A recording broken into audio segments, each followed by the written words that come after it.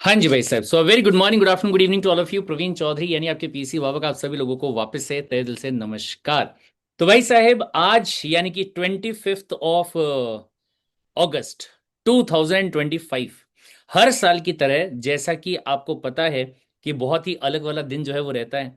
लोगों के लिए होते होंगे फेस्टिवल्स के लिए क्रिसमस या गणेश चतुर्थी या फिर नवरात्रि। लेकिन अगर एक सीएस स्टूडेंट की बात मैं यहाँ पे करूंगा तो हमारे लिए तो जो फेस्टिवल है वो यही वाला होता है। इसी में ही खुशी होती है, इसी में ही गम जो है वो भी हमको थोड़ा बहुत जो है वो होते रहता है।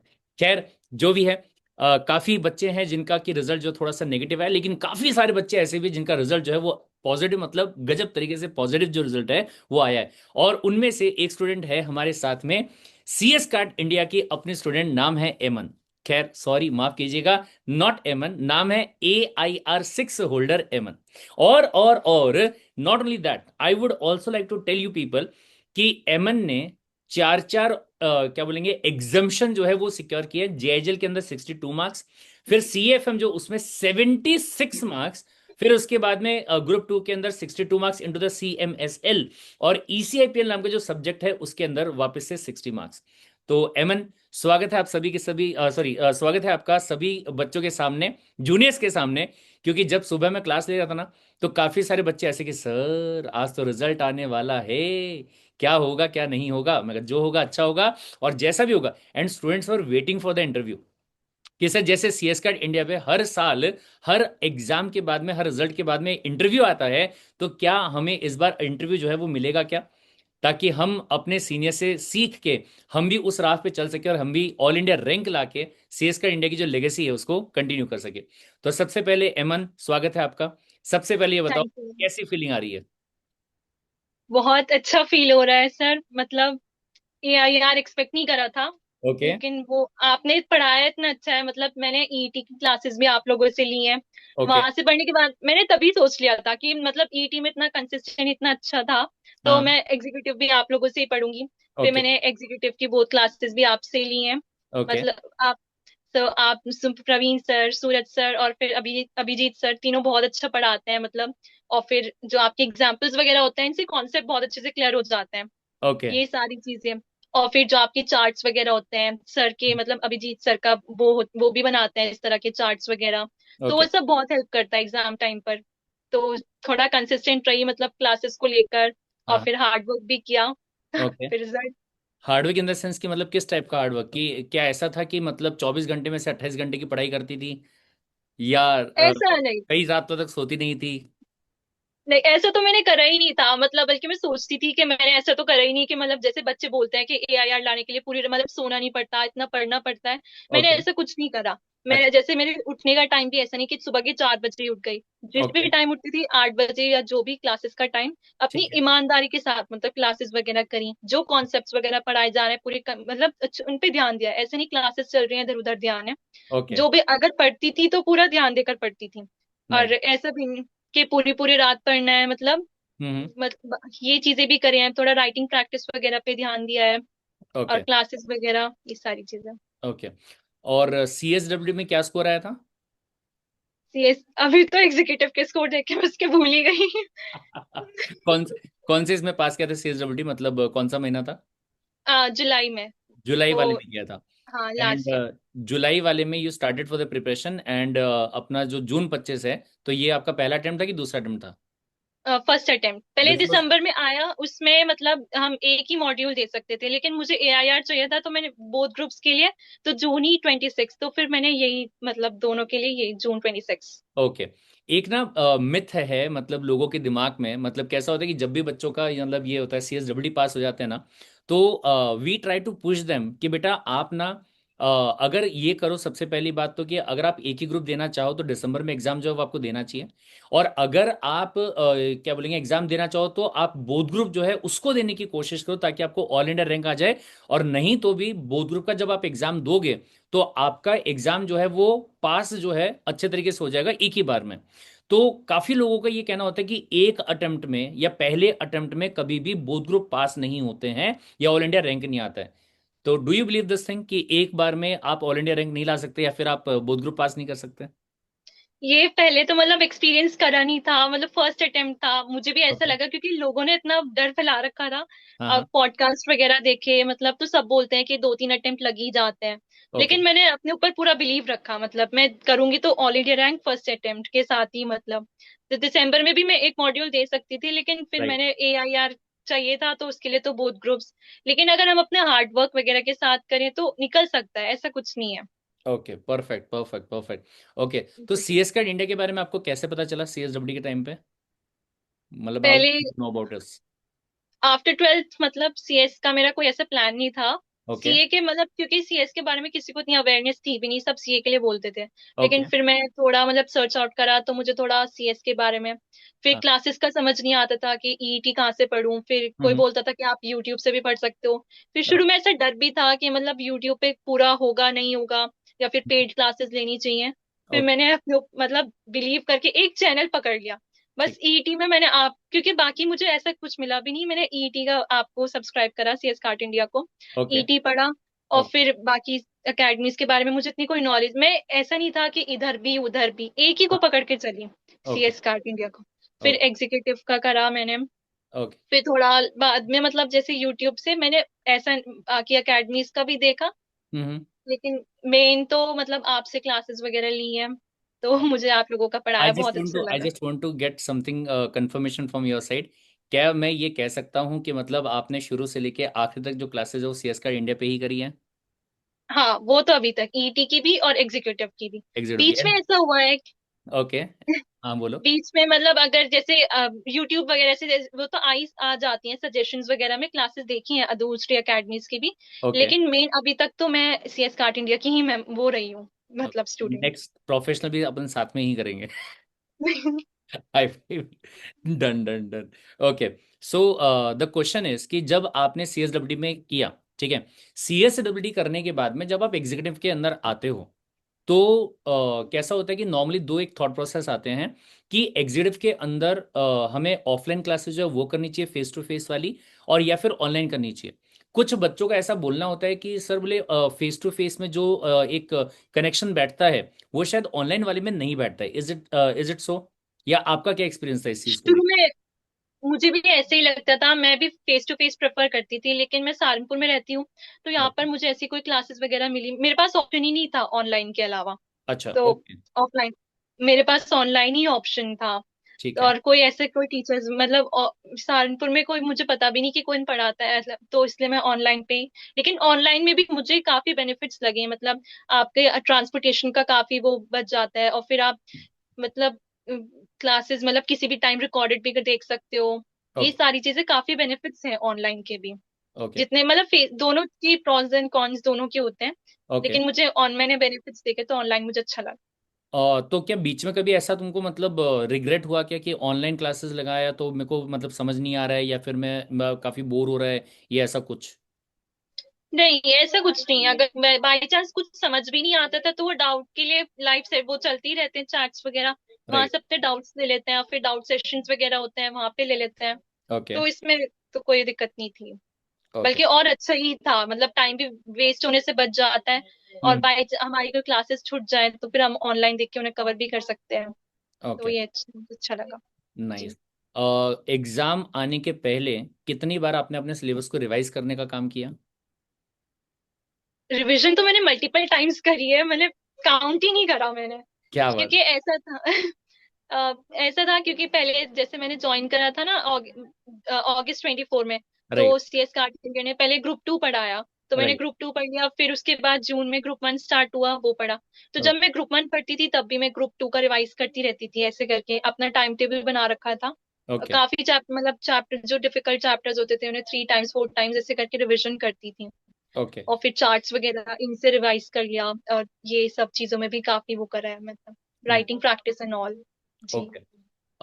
जब रिवीजन की जब अपन बात करते हैं तो जैसे मान लो कि कैसा होता है कि रिवीजन करने के दो तरीके होते हैं। पहला ये कि जब आपका पूरा सिलेबस कंप्लीट हो जाए उसके बाद में रिवीजन स्टार्ट करना, और या फिर ऐसा कि जब आपका क्लास चल रहा है, फैकल्टीज का पढ़ाना हो गया, उसके बाद में टाइम निकाल के तब रिवाइज करना। तो आप कौन सा पैटर्न फॉलो करते थे? मतलब जब क्लासेस चलती थी ना, मैं वो वाला फॉलो करती थी। मतलब जैसे क्लासेस हो गई, आज जो भी सब्जेक्ट्स टीचर ने पढ़ाए, नेक्स्ट हम्म। क्लास देने से पहले उन्हें थोड़ा सा रिवाइज कर लिया कि पिछले लेक्चर में क्या हुआ, ये सब कुछ। और जब चैप्टर कंप्लीट हो जाता था तो फिर पूरा चैप्टर एक साथ अच्छे से रिवाइज करना। मैंने ऐसा नहीं करा कि पेंडिंग छोड़ा या बैकलॉग्स वगैरह क्रिएट नहीं करे बिल्कुल भी, क्योंकि ओके। बैकलॉग्स तो फिर वो पूरे होते ही नहीं है। कभी ये पूरे नहीं सब नहीं होते, करा। राइट, हाँ। और लास्ट के लिए रिवीजन नहीं छोड़ा। ओके। जी। यानी कि बैकलॉग मैंने मतलब जहां तक मैंने एक्सपीरियंस किया है कि जितना बैकलॉग क्रिएट होता है ना, तो फिर वो अटेम्प्ट ही बैकलॉग में चले जाता है। यानी कि जहाँ जी। जून देना होता है वहां पे सीधा अपन दिसंबर पे जंप कर देते हैं, वो और चीज़। बाई चांस अगर ऐसा होता भी था कि कुछ लेक्चर छूट गया जैसे बैकलॉग रेट, तो ट्राई करा कि संडे मतलब जब भी ऑफ होता था तो उसे कवर कर लूं। मतलब ऐसे छोड़ा नहीं, जैसे संडे में ऑफ मिलता था तो हम्म। उसमें कवर कर लेती थी मैं। उसमें कवर कर लेते थे, ओके ओके। जी। तो जिंदगी में सेक्रीफाइस क्या क्या किया सीएस बनने के लिए? जैसे नॉर्मली मैं सुनता हूँ कि सर बोले मैंने इंस्टाग्राम बंद कर दिया, व्हाट्सएप बंद कर दिया, मैंने मूवीज बंद कर दी, दोस्तों के साथ में पार्टी करना बंद कर दिया, दोस्तों इंस्टा। से तलाक ले लिया, ऐसा कुछ क्या क्या सेक्रीफाइस किया? इंस्टा वगैरह तो मैं पहले से ही नहीं चलाती थी अच्छा। मतलब, ओके क्योंकि मेरे ट्वेल्थ में भी मतलब मैं शुरू से ही पढ़ाई को लेके थोड़ा मतलब वो थी, ओके। थोड़ा डेडिकेटेड। तो इंस्टा तो मैंने चलाया नहीं। थोड़ा दोस्तों के साथ मतलब सेक्रीफाइस करना पड़ा, क्योंकि ओके। लेक्चर्स पूरे दिन होते हैं और फिर पूरा दिन पढ़ना पड़ता है। हाँ हाँ। थोड़े फिर जॉइंट फैमिली में रहने की वजह से फिर गेट टुगेदर्स वगैरह ये भी थोड़े स्किप करे। ओके। ये सेक्रीफाइसेस करने पड़ते हैं। ज्वाइंट मतलब फैमिली करे। में गेट टुगेदर तो मतलब अलग लेवल का एक काइंड ऑफ प्रेशर हो जाता है। अरे वो ये वाली कजन जा रही है, ये क्यों नहीं जा रही है, ज्यादा इसको जी अलग ही जी पढ़ाई ये। करना पता हो, हाँ। ये हाँ। बनेगी बोले ये लेके आइए ऑल इंडिया रैंक। अब वो सबके मुंह जो है बंद हो जाएंगे, हाँ लड़की ने लेके आ तो गई है all India rank. Nice nice, अब सब बहुत आए। ही ग्रेट। तो दूसरा सवाल मेरा यहाँ पे ये आता है कि लास्ट के एक महीने में आपने किस तरीके से प्रिपरेशन की थी? लास्ट के 1 मंथ मतलब मैंने लेक्चर्स वगैरह फिनिश ऑफ कर देते। मतलब मैंने ट्राई करा कि मैं 1 महीने पहले अपने सारे लेक्चर्स वगैरह हैं वो कंप्लीट कर लूं, क्योंकि ओके। सिलेबस तो ऑलमोस्ट हो ही जाता है, सारा सिलेबस कंप्लीट हो जाता है। हाँ फिर हाँ। उसके बाद मैं थोड़ा मतलब लेक्चर से थोड़ा जस्ट कम मीन होके वाइल, अपने। जस्ट सॉरी सॉरी इंटरप्ट करने के लिए, कुछ बच्चों का ऐसा आता है, मतलब ऐसे लोगों का जो कि सीएस का इंडिया के स्टूडेंट नहीं होते हैं लेकिन कहीं सुनी बातों पे बातें करते हैं। क्या आपका सिलेबस टाइम पे कंप्लीट हो गया था जो सिलेबस भी कंप्लीट? टाइम पर हो गया था, सब हाँ कुछ हाँ। बहुत अच्छा था। ओके सिलेबस भी टाइम पर, और मतलब सारी चीजें बहुत अच्छी लगी मुझे। रिकॉर्डेड वगैरह डाउट्स वगैरह भी सब टीचर्स लेते हैं, ओके और सब मतलब सब अपना 100% डालते हैं। और ओके। ऐसा भी मैंने मतलब बच्चे बोलते हैं कि रिकॉर्डेड क्लासेस होती हैं, रिकॉर्डेड तो नहीं होती, हाँ, मतलब लाइव क्लासेस होते दिस इज ऑल्सो हैं। क्वेश्चन, मतलब जहाँ तक मेरे को याद है, मतलब सीएमएसएल में जो प्रैक्टिकल क्वेश्चंस होते हैं उसके लिए मैं रिकॉर्डिंग जो है वो प्रोवाइड करता हूँ, बट उसके अलावा क्या कहीं पे भी ऐसा हुआ कि आपकी जो क्लास है वो लाइव नहीं हुई हो? नहीं, ऐसा बिल्कुल नहीं हुआ। वो ओके। हम अपनी मर्जी, मतलब जैसे अपनी खुद की तरफ से छूट जाती है क्लास तो वो तो फिर ऑफ कोर्स रिकॉर्डेड करेंगे हम। हाँ। लेकिन टीचर्स ने तो हमेशा लाइव ही लिया है। ओके। ऐसा नहीं हुआ। अमेंडमेंट्स वगैरह सब प्रॉपर्ली कवर्ड थे? हाँ, सब कुछ अमेंडमेंट्स वगैरह सब कुछ कवर किए जाते हैं। ओके। जी सर। हाँ, तो लास्ट 1 मंथ में आपका प्रिपरेशन करने का क्या वहाँ पे ये था, अप्रोच था? लास्ट 1 मंथ जैसे लास्ट में थोड़ा मैराथन्स वगैरह चलते हैं, हम्म। तो मैंने वैसे मैराथन्स वगैरह इतने अटेंड, मतलब जो जिस चैप्टर्स में मुझे दिक्कत थी सिर्फ मैंने उनकी, जैसे ऐसा नहीं है कि जो चैप्टर्स मुझे आ रहे हैं उनके ओके। भी मैं, अगर क्लास शुरू हुई है तो मैं पूरे दिन लेकर ही बैठी हूँ। जो चैप्टर्स नहीं आ रहे सिर्फ उनकी क्लासेस करी हैं। अच्छा। और थोड़ा अपने राइटिंग प्रैक्टिस पे फोकस करा, और हम्म। अपने रिविजन पर थोड़ा मतलब सेल्फ स्टडी की ज्यादातर टुवर्ड्स ज्यादा मैंने फोकस स्टार्ट कर दी थी। ओके। लेक्चर्स पहले शुरू में लेक्चर्स पे बहुत अच्छे से करा, उन्हें अच्छे से समझा, कॉन्सेप्ट्स वगैरह क्लियर करे। फिर हम्म। उसके बाद मैं अपनी सेल्फ स्टडी पर, अपनी राइटिंग प्रैक्टिस इन पर शिफ्ट हो गई थी। Okay, that's perfect perfect perfect. और मॉड्यूल जो है उसको किस तरीके से लेके चली थी? मॉड्यूल वैसे तो मतलब सीएस कार्ट इंडिया की बुक्स भी होती हैं, वो मैंने जैसे थोड़ा चेकआउट करा तो ऑलमोस्ट मॉड्यूल मॉड्यूल से ही कवर होता है। ओके। तो मैंने थोड़ा मतलब आपके बुक्स प्रेफर करे, और मॉड्यूल में जब साइड बाय साइड जैसे चैप्टर्स हो गए तो उन्हें भी गो थ्रू वगैरह कर लेती थी ऐसे करके। परफेक्ट। मेन, लेकिन मैंने ऐसा नहीं कहा कि जैसे मॉड्यूल्स वगैरह भी हैं उनको भी रेफर करा है, ओके। और जो बुक्स होते थे वो भी। लेकिन लास्ट के लिए मैं एक ही चीज को मतलब बनाकर चली थी, ये नहीं कि मुझे वो भी पढ़ना है वो भी पढ़ना है। एक चीज को लेकर के, जैसे एक पर्टिकुलर चैप्टर कौन से किसके बुक से पढ़ना है ऐसे कर कर चली थी। ओके, दैट्स ऐसा नहीं। नाइस। और अपने खुद के जो जी। नोट्स है वो भी बनाती थी? जी। ओके। बल्कि सेक्शंस वगैरह ये जैसे टफ होता है थोड़ा सेक्शंस लर्न करने, तो मैंने सोचा कि मतलब बाकी लॉज के तो नहीं, कम एटलीस्ट कंपनी लॉ के तो लर्न होनी ही चाहिए। तो फिर उसके लिए मैंने एक चार्ट पर अपने सारे सेक्शंस को नोट करा, और जो जो मतलब सेक्शंस हैं वो सब लिखे, जिससे रोज रिवीजन करने से सेक्शंस भी लर्न हो जाए। मतलब ओके। ट्राई करा कि सेक्शंस लर्न करूं, ऐसे प्रेशर नहीं डाला कि करना ही करना है। हो गया तो अच्छी बात है, नहीं होगा तो कोई बात नहीं। हाँ पर ये जी। ये चीज मतलब मेरे को ऐसा लगता है कि अगर अपन ये लेके चलते हैं ना, कि अगर हो गया तो ठीक है, नहीं होगा तो कोई बात नहीं, तो दिमाग में बैठ जाते हैं सेक्शंस, क्योंकि बर्डन हाँ है, तो मुझे ऐसा लगता है शायद बर्डन कर लिया तो वो नहीं हो पाता। नहीं हो अगर ऐसे, पाता। क्योंकि डेली मतलब ऐसे रिवाइज करने से हो जाता है, और जब हम चीजें रिवाइज करते हैं तो फिर हो जाते हैं सेक्शंस ऐसे याद। और ओके। काफी सेक्शंस तो ऐसे होते हैं जैसे बार बार रिपीटेटिव वो रिपीट होता है ना, तो कुछ ऐसे ही लर्न हो जाते हैं। राइट। तो एक चीज और कि जैसे जब हम बोथ ग्रुप के बारे में बात करते हैं ना, कि बोथ ग्रुप का एग्जाम देना है, तो बीच में मुझे ऐसा लगता है कि थोड़े सा ना ऐसे पैनिक अटैक टाइप में आते हैं। मतलब मैंने जब दिया था तो मेरे को भी ऐसा हुआ था कि अरे यार मैं कर पाऊंगा क्या, नहीं कर पाऊंगा क्या, या एग्जाम जो है वो मेरे लगातार होने वाले हैं। कम से कम जो एक ग्रुप देने वाला बंदा उसको एक दिन की छुट्टी तो बीच में मिलेगी, पर मेरे तो लगातार एग्जाम होने वाले हैं।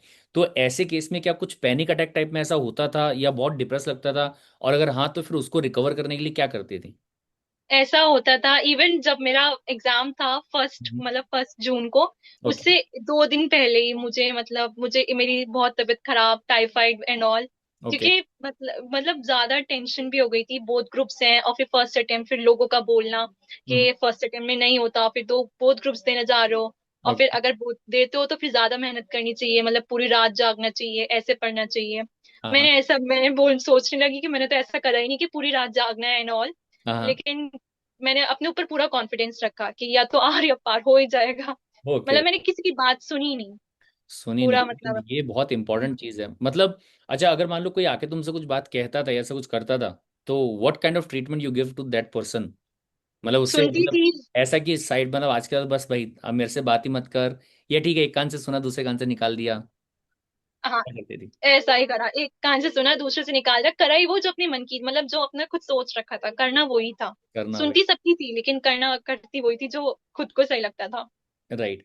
नहीं, मेरा मतलब यहाँ पे एक सिंपल सा मानना ये है कि अगर कोई ऐसा बंदा हो जो कि इस चीज से गुजर चुका है, अगर वो बंदा भी इस चीज के लिए एडवाइस देना कि भैया क्या करना चाहिए क्या नहीं करना चाहिए, तो 1% चांसेस हो सकता है कि हम उसकी बात को थोड़ा सा सीरियस लेके सोचे उसके ऊपर।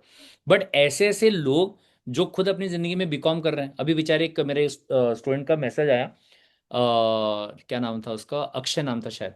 तो ही सेड कि सर बोले मैंने मार्कशीट दिखाई, तो दे आर सेइंग कि बाउंड्री पास हुआ है। ये तो बोले एकदम ऐसे बाउंड्री पे पास हुआ है, और बोले वो खुद बीकॉम पास नहीं कर पा रहे।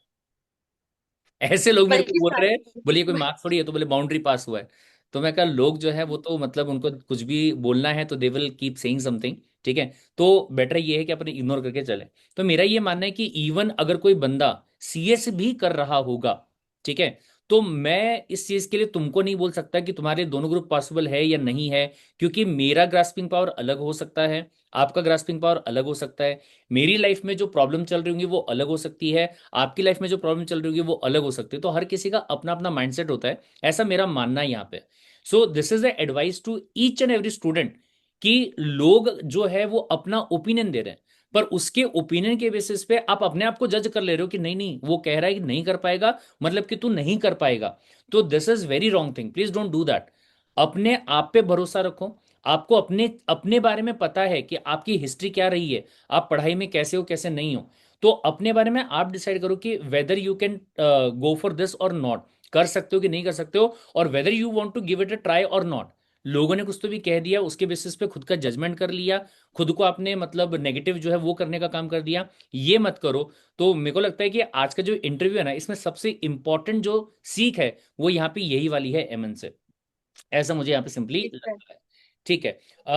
इसके अलावा अगर मैं बात यहाँ पे करूंगा, तो कितने घंटे की पढ़ाई करती थी? घंटे। मैं टाइम देखकर नहीं बैठती थी, मैं कोई कॉन्सेप्ट लेती थी या फिर कोई भी चैप्टर, हाँ जितनी हाँ। देर में हो जाए, वो 2 घंटे में हो रहा है, 3 घंटे में हो रहा है, ऐसे करा है। मैंने कभी घंटे को टारगेट करा ही नहीं। करा ही नहीं है। परफेक्ट। जी। और what about the family support? कभी ऐसा हुआ कि फैमिली वाले बोल रहे कि अरे नहीं पढ़ाई छोड़ दे, झाड़ू पोछे का टाइम हो गया, झाड़ू पोछा कर ले, या फिर इट वाज लाइक कि नहीं नहीं तू बैठ, तू पढ़ाई कर, हम देख लेंगे घर पर क्या करना है क्या नहीं करना है, या जो भी है।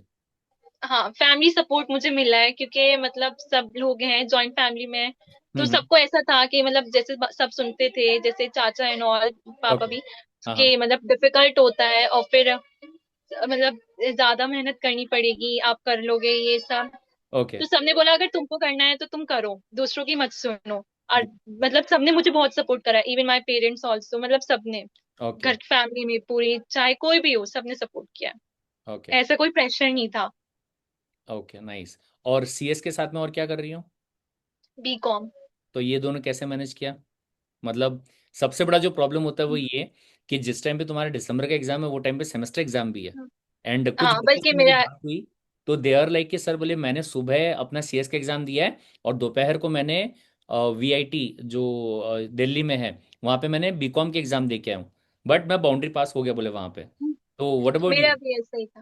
मतलब बीकॉम, एक मेरे मतलब एक एग्जाम क्लैश हो रहा था, बल्कि उसके लिए मैंने कॉलेज में बात भी करी, उन्होंने बोला चलो हम आपका कर लेंगे, मतलब कि आप दे दो एग्जाम ये वाला भी, और फिर, लेकिन मैं सहारनपुर में रहती हूँ, तो यहाँ पे सेंटर नहीं लगता सीएस के एग्जाम्स का। उसके लिए ओके। मुझे देहरादून जाना पड़ा। मैं भी अच्छा। ऐसे कर, मतलब मेरा प्लान था कि मैं वो कर लूँ। उन्होंने बोला कि तुम अपना, जैसे 3 घंटे का पेपर हो, कंपनी लॉ का क्लैश हो रहा था पेपर, अच्छा। बीकॉम का ओके। पेपर और कंपनी लॉ, ये दो क्लैश हो रहे थे। हाँ अब हाँ। दोनों में से एक दे सकते थे। उन्होंने राइट। बोला कि तुम अपना पेपर 1.5 घंटे में कर लो, और फिर वहां से फिर सहारनपुर आओ, बीकॉम का पेपर दो, और फिर वापस जाओ। मैंने बोला 1.5 घंटे में कंपनी लॉ का पेपर। एक मिला तो, भी आपको कंपनी लॉ वाला 1.5 घंटे में करने के लिए? इम्पॉसिबल। राइट। हाँ, ओके। मतलब उन्होंने भी मुझे सपोर्ट करने के लिए, कि हम इतना ही कर सकते हैं कि बस तुम अगर 1.5 घंटे में वो कर लो, आ जाओ, लेकिन एक को तो छोड़ना पड़, मतलब एक ही दे सकते हैं। बट तो फिर मेरा ये मैंने बोलना है कि सीएस। अगर आपने सीएस अगर अच्छे मार्क्स से पास कर लिया तो उसके बाद में फर्क नहीं पड़ता है कि बीकॉम का कोई एक आधा पेपर जो है वो आपका बैकलॉग भी हो गया, बाद में जाके अगर वो पास होता है तो it doesn't matter at all. और ऐसा। उसका बैक दे सकते, मतलब ऐसा फर्क नहीं पड़ता। और इवन मेरा बीकॉम का भी रिजल्ट आ गया है, उसमें भी मतलब सेम 4 में हूँ मैं, सेकेंड ईयर। उसमें अच्छा। भी कुछ सब्जेक्ट सेम है। उसके लिए मैंने इतना पढ़ा भी नहीं, और वो भी रिजल्ट इतना अच्छा है, मतलब सब में 80s में मार्क्स है मेरे। इनकम टैक्स बीकॉम में भी सब्जेक्ट होता है, हाँ उसमें भी राइट। मेरे 86 मार्क्स है। क्या बात है। ओके, ये मैसेज जो है ना मैं सारे बच्चों को देना चाहता हूँ तुम्हारे माध्यम से कि क्या मैं ये कह सकता हूँ कि जब आप सीएस की प्रिपरेशन कर रहे हो तो you don't have to take the tension of B Com कि उसकी पढ़ाई करनी पड़ेगी अलग से। मतलब अगर आप सीएस की पढ़ाई नहीं, कर रहे हो, ऐसा नहीं है, क्योंकि हम जो, जी, जब वो आप सीएस कवर की हो पढ़ाई जाता कर है, रहे हो। मतलब हाँ। कुछ चीजें ऐसी होती हैं, मतलब कुछ चैप्टर सब्जेक्ट्स भी इवन कहीं ना कहीं हमारे सब्जेक्ट्स भी मतलब सेम हो जाते हैं, तो वो कवर हो जाते हैं। और इवन बीकॉम का अगर हम 2-3 दिन पहले भी वो हो जा, मतलब इतना वो नहीं है, क्योंकि पैनिक वो करना। चीजें हम पढ़ चुके होते हैं सीएस में। तो ओके। ऐसा कुछ वो नहीं है। जी। परफेक्ट। ठीक है। एक बहुत बड़ा सवाल जो कि मतलब बच्चों के दिमाग में आता है कि जब आप सीएस एग्जीक्यूटिव में आपने एडमिशन लिया तो वहां से एडमिशन लेने के बाद में एट द लास्ट मोमेंट, मतलब हम लोगों का एक डायलॉग होता है कि आखिरी मोमेंट तक अब जब आपका हाथ पकड़ लिया है तो आपका साथ जो है वो हम छोड़ने वाले नहीं है। तो सीएस कार्ड इंडिया का जो साथ है, सपोर्ट है, वो आपके लिए कैसा था? क्या आपको कहीं पे भी ऐसा फील हुआ कि नहीं सीएस कार्ड इंडिया ने हमको बीच में छोड़ दिया या ऐसा कुछ भी, या what ever the experience it is? मेरा एक्सपीरियंस मतलब अच्छा था। कोई हम्म। ऐसा नहीं लगा, क्योंकि अगर डाउट्स, एज सच मुझे ऐसा हुआ ही नहीं कि मुझे अलग से कुछ पढ़ना पड़े, क्योंकि मेरे क्लासेस में मेरी सारी चीजें क्लियर हो जाती थी। तो ओके। बच्चे जैसे बोलते हैं कि डाउट्स वगैरह, मैंने आपको कोई पर्सनल ऐसे, जैसे बच्चे डाउट्स वगैरह लेते हैं, ऐसे कोई मैसेज भी नहीं, क्योंकि राइट। क्लास में मैं पूरा उससे पढ़ती थी कंसंट्रेशन के साथ। और हम्म। डाउट्स आते थे हैंड टू हैंड, वहाँ पे चार्ट्स चलती है, वहां पे आप एकदम क्लियर कर देते थे, तो कोई पेंडिंग होता ही नहीं था। और ओके। साथ तो पूरे, मतलब पूरा साथ दिया है, ऐसा कुछ नहीं है। बल्कि अगर टीचर्स तो बल्कि खुद बोलते थे कि अगर कुछ समझ ना आएगा, हम उन्हें पर्सनल नंबर्स पे भी इवन पूछ सकते हैं किसी भी वक्त। हम्म। सूरज सर और अभिजीत सर, वो भी बहुत ज्यादा, मतलब लाइव एग्जांपल्स बहुत अच्छे देते हैं। मतलब मुझे बहुत अच्छा लगा, मेरा पूरा ओवरऑल एक्सपीरियंस बहुत अच्छा था टीम के साथ। ओके। और इवन सारे टीम मेंबर्स वगैरह सब बहुत अच्छे। ओके, जी। Thank you so very very much for this. And ज़्यादा समय नहीं लेते हुए सवाल लास्ट वाला जो कि सबसे इंपॉर्टेंट सवाल आएगा, what is the advice for the juniors जिनका एग्जाम अभी दिसंबर में आने वाला है या जून में आने वाला एडवाइस, तो ये है कि किसी की बात मत सुनो, मतलब अपने ऊपर यकीन रखो आप, क्योंकि हमें दूसरों की बताने से ज्यादा हमें खुद को पता होता है कि हम कर सकते हैं नहीं कर सकते। और Right. अगर करते, मतलब ये सोचने के बाद फिर उसके बाद अपना कंसिस्टेंट रहना बहुत जरूरी है। क्लासेस को टाइम से करो। ऐसा नहीं है, अगर चाहे वो 1 घंटे की क्लास है, उससे टाइम से, ये नहीं कि हमारा ध्यान इधर भी है उधर भी है। अगर क्लास करो तो क्लास करो, कुछ और कर रहे हो तो कुछ और करो। Okay. ऐसे रहना चाहिए, कंसिस्टेंट। और ये भी नहीं सोचना चाहिए कि अगर वो कोई पूरी रात पढ़ रहा है, कोई सुबह ही पढ़ रहा है। सबकी अपनी अपनी वो होता है कि कोई सुबह में उठ जल्दी उठ जाता है, कोई रात तक पढ़ता है। हाँ मुझे ज्यादातर सुबह में जल्दी उठने की आदत है। तो सब जैसे मेरे फ्रेंड्स वगैरह बोलते थे हम रात को 3-3 बजे तक पढ़ते हैं, 4-4 बजे तक। मैं सोचती थी मैं तो पढ़ ही नहीं पाती, मेरा कैसे होगा। ओके। फिर लेकिन हो जाता है, मतलब वो अपना प्रॉपर मैनेज करना टाइम टेबल वगैरह, और हम्म। अपने ऊपर यकीन रखो तो हो जाता है। तो कितने बजे जी। उठती थी सुबह? सुबह मेरे 5 बजे का टाइम था, लेकिन कई बार ऐसा होता था जैसे रात को अगर पढ़ लिया तो कभी कभी 8 बजे भी, या फिर ओके। क्लासेस के टाइम। ओके, वैसा होता था। Nice nice nice. तो फिर मॉर्निंग की 6 बजे जो क्लास होती थी उसको कैसे करती थी मैनेज? अटेंड करी मॉर्निंग कभी मेरे मॉर्निंग की? जब ग्रुप 2 होता था ना, तो तब तो क्लासेस 2 बजे शुरू होती, 2-2:30 बजे दो शुरू ढाई होती थी। बजे राइट। वो तो दिसंबर तक होती थी, वो करी। फिर हाँ उसके बाद जब जनवरी में क्लासेस शुरू हुई, तो हाँ। फिर उसके लिए जून में वो जो सुबह में 6 बजे वाली क्लासेस होती थी, उस टाइम ना रमजान थे। अच्छा। तो मेरे लिए वो बहुत डिफिकल्ट हो रहा था मैनेज करना, क्योंकि पूरी रात जागना और फिर राइट। सुबह को फिर 6 बजे की क्लास लेना।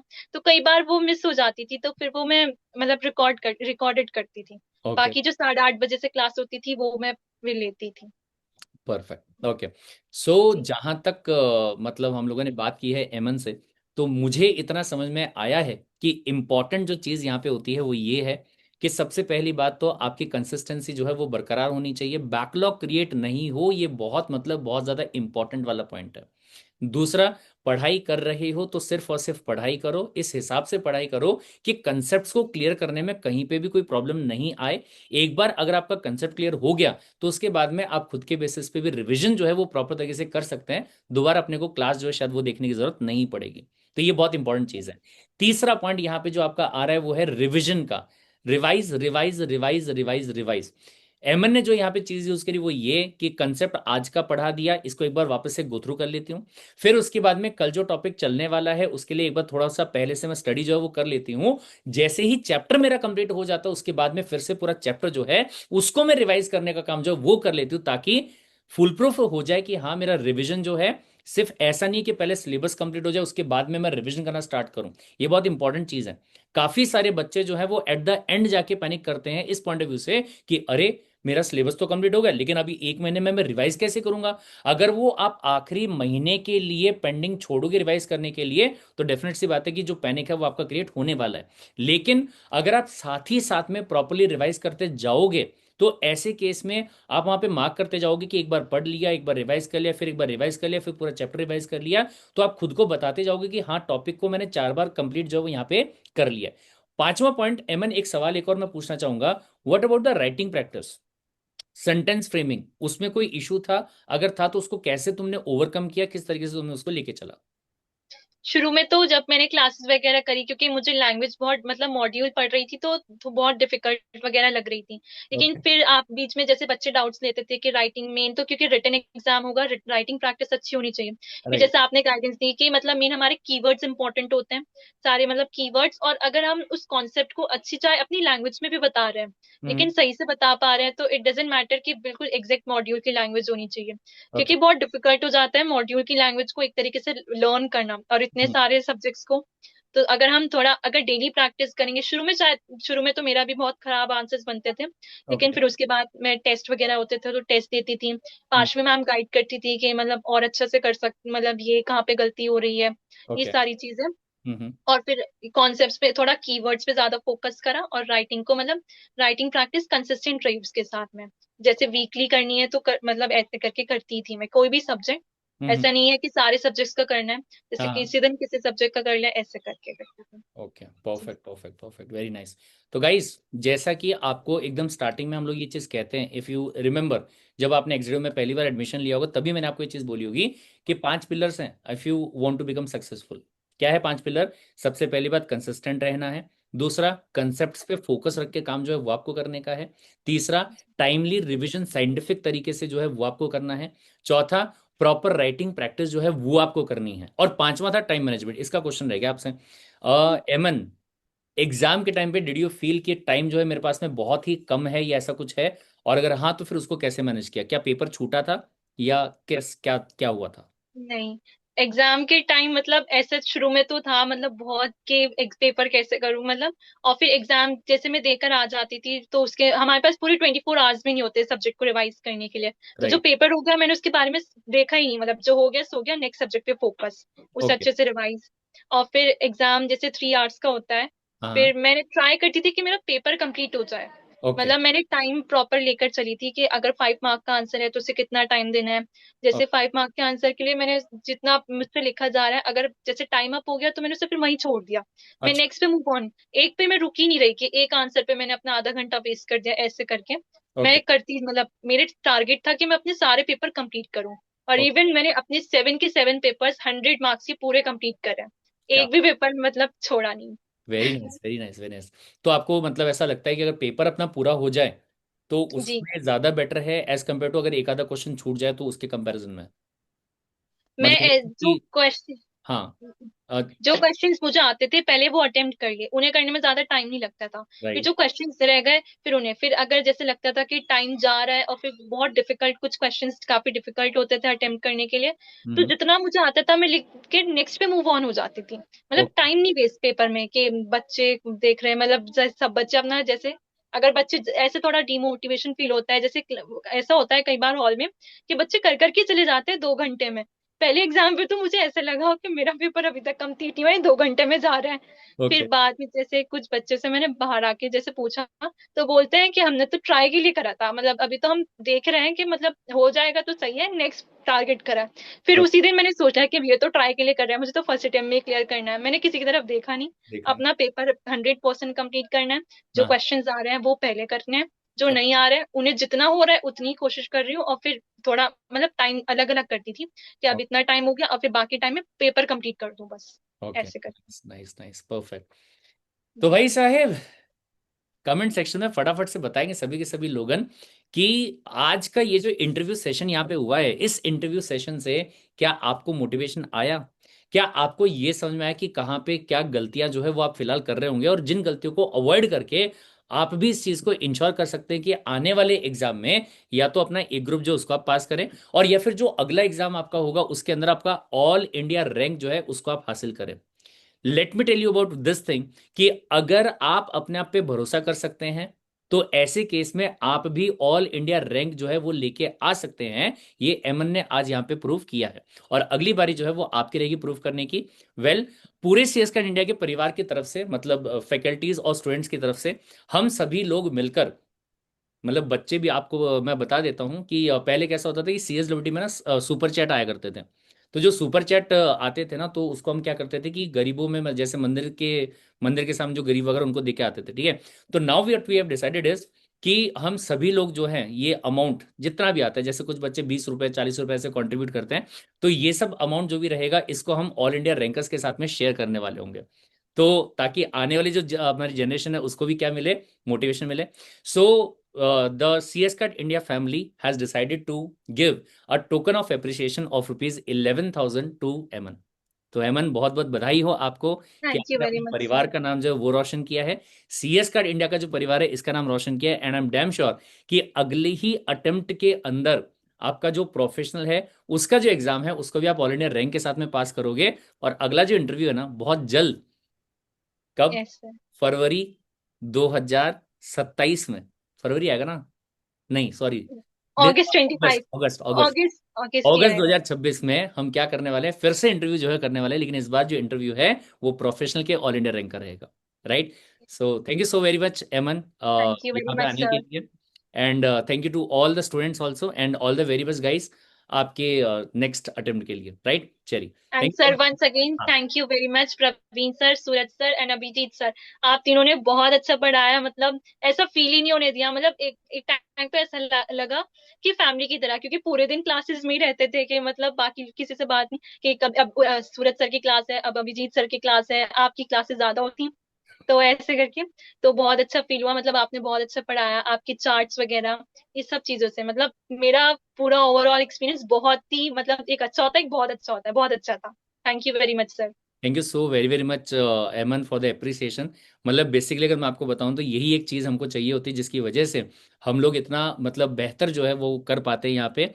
ये जब हमको ये फील होता है ना कि मतलब देर आर स्टूडेंट जो कि हम पे रिलाई करते हैं, जो हमारी मतलब हमारा वेट करते हैं कि सर आप बताओ कैसा करना है कैसा नहीं करना, उसके हिसाब से हम चलें।